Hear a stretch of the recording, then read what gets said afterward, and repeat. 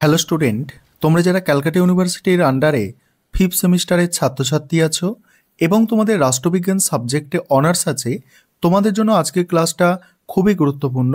আজকের ক্লাসে তোমাদের সিসি 12 পেপার থেকে দুটি গুরুত্বপূর্ণ 10 নম্বরের প্রশ্নের উত্তর নিয়ে আলোচনা করব। আর যে দুটো প্রশ্ন তোমাদের 2022 সালে পরীক্ষায় এসে গিয়েছে মডিউল 1 থেকে 10 নম্বরের, সেই দুটো প্রশ্নের উত্তর নিয়েই আজকে ক্লাসে আলোচনা করছি। দেখো, প্রথম প্রশ্ন আছে, রাজনীতির সামাজিক ভিত্তিগুলি আলোচনা করো। কিভাবে নোটসটা গুছিয়ে লিখবে দেখে নাও 10 নম্বরের জন্য।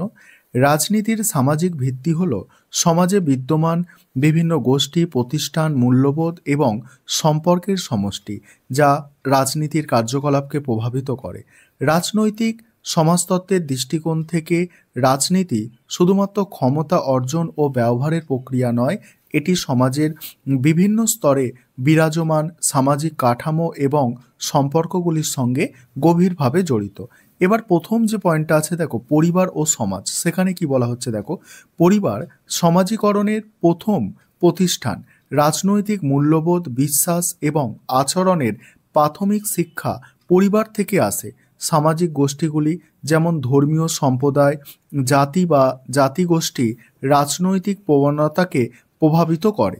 2 নম্বর পয়েন্ট হচ্ছে অর্থনৈতিক কাঠামো। সমাজের অর্থনৈতিক ভিত্তি রাজনীতিকে গভীরভাবে প্রভাবিত করে। ধনী ও দরিদ্রের মধ্যে বৈষম্য এবং শ্রেণী সংগ্রাম রাজনৈতিক আন্দোলনের মূল কারণ হতে পারে। 3 নম্বর পয়েন্ট হচ্ছে ধর্ম ও সংস্কৃতি। ধর্মীয় বিশ্বাস এবং সংস্কৃতি রাজনীতির সামাজিক ভিত্তিতে গুরুত্বপূর্ণ ভূমিকা পালন করে। অনেক সময় রাজনৈতিক সিদ্ধান্ত গ্রহণে ধর্মীয় মূল্যবোধ প্রভাব ফেলে। 4 নম্বর পয়েন্ট হচ্ছে শিক্ষা ও গণমাধ্যম। শিক্ষা এবং গণমাধ্যম রাজনৈতিক সচেতনতা বাড়াতে সাহায্য করে। এগুলি জনগণকে রাজনৈতিক কার্যকলাপ সম্পর্কে তথ্য প্রদান এবং মতামত গঠনে সহায়তা করে। পরের পয়েন্টটা আলোচনা করব এবং আরেকটি প্রশ্নের উত্তর নিয়েও আলোচনা করব। তার আগে যে বিষয়টা বলার আছে, তোমাদের জন্য অনলাইন কোচিং ক্লাস চলছে। তোমরা যদি কেউ পেড ব্যাচে অ্যাডমিশন নিতে ইচ্ছুক থাকো বা স্টাডি মেটেরিয়াল পারচেস করতে চাও, তাহলে নিচে যে নম্বর দেখতে পাচ্ছ এই নম্বরে যোগাযোগ করতে পারো। পরের পয়েন্ট হচ্ছে রাজনৈতিক দল ও প্রতিষ্ঠান। রাজনৈতিক দল, সংসদ মানে তোমরা জানো, সংসদ মানে হচ্ছে পার্লামেন্টের কথা বলা হচ্ছে বা বিধানসভার কথা বলা হচ্ছে। রাজনৈতিক দল, সংসদ এবং বিচার ব্যবস্থা সমাজের বিভিন্ন স্তর থেকে প্রতিনিধি নির্বাচন করে এবং তাদের মধ্যে রাজনীতিকে কার্যকর করে। এবার উপসংহারে কি লিখবে দেখো, রাজনীতির সামাজিক ভিত্তি সমাজের বিভিন্ন উপাদানকে অন্তর্ভুক্ত করে। এটি বোঝা জরুরি যে রাজনীতি এবং সমাজ পরস্পরের সঙ্গে ওতপ্রোতভাবে যুক্ত। সমাজের কাঠামো এবং পরিবর্তন রাজনীতিকে প্রভাবিত করে এবং রাজনীতিও সমাজের পরিবর্তন আনতে পারে। এটা হচ্ছে প্রথম প্রশ্নের উত্তর। এবার দ্বিতীয় প্রশ্নের উত্তর তোমরা দেখে নাও।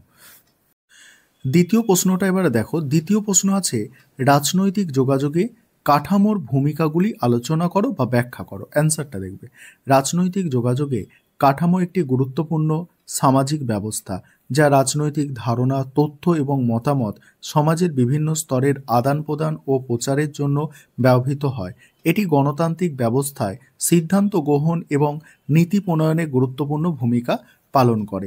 প্রথমত কি বলা হচ্ছে দেখো, এই কাঠামো রাজনৈতিক সচেতনতা বৃদ্ধি করে।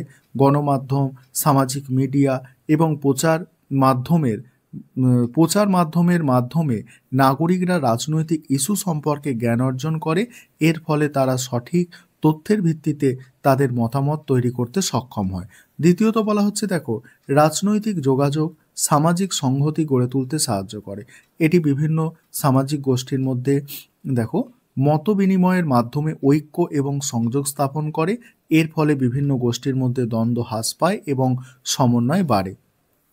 তারপরে দেখো, তৃতীয়ত বলা হচ্ছে এই কাঠামো রাজনৈতিক নেতৃত্বের স্বচ্ছতা নিশ্চিত করতে সাহায্য করে। নেতারা তাদের কর্মকাণ্ড, নীতি এবং পরিকল্পনা জনগণের কাছে তুলে ধরে। এটি গণতান্ত্রিক দায়বদ্ধতার একটি প্রধান অংশ।